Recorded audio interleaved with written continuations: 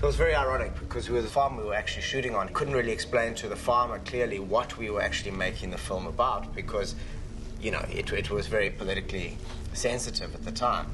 Wys hierdie twee kaffers wees baas op Transfontein.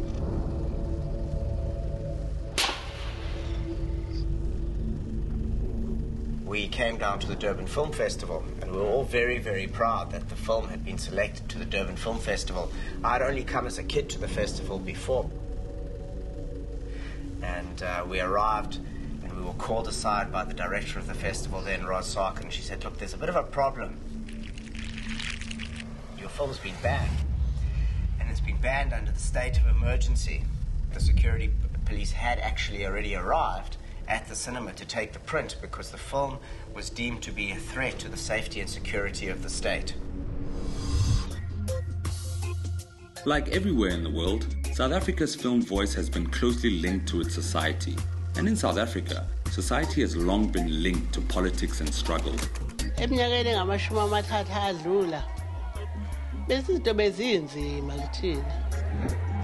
years ago, I was one of the unfortunate white young men in South Africa who had, at the age of 17, had to take up arms and go and fight a very unjust war in a country I don't know against people I don't know.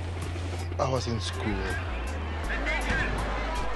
My vision of South Africa in 1979 was, of course, heavily influenced by the repression that followed the Soweto uprising. During that time, film was a bit difficult. In 1979, at least a few very important things happened with film in South Africa. Zulu Dawn. The local film industry thought this epic would launch it to new heights in world cinema, but corruption, vice, racism and political insensitivity destroyed the success of the film, nearly taking the South African industry with it.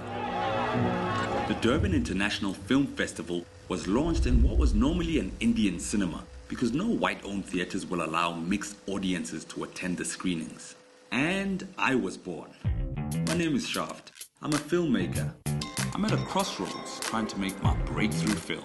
So, at age 30, I'm attending the 30th Durban Festival to see if the last 3 decades of South African film and society can teach me to transcend politics and struggle and break free into a new form of spiritual cinema.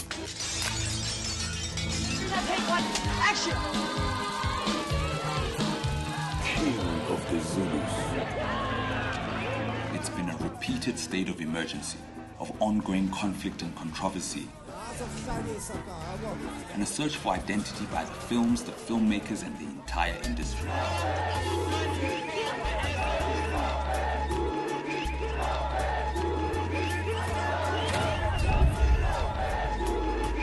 I think our identity is very fragmented.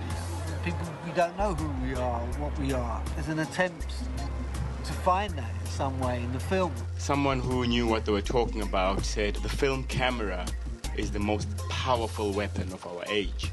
I think it's really good to look at history, to look back where we come from in order to know where we are going.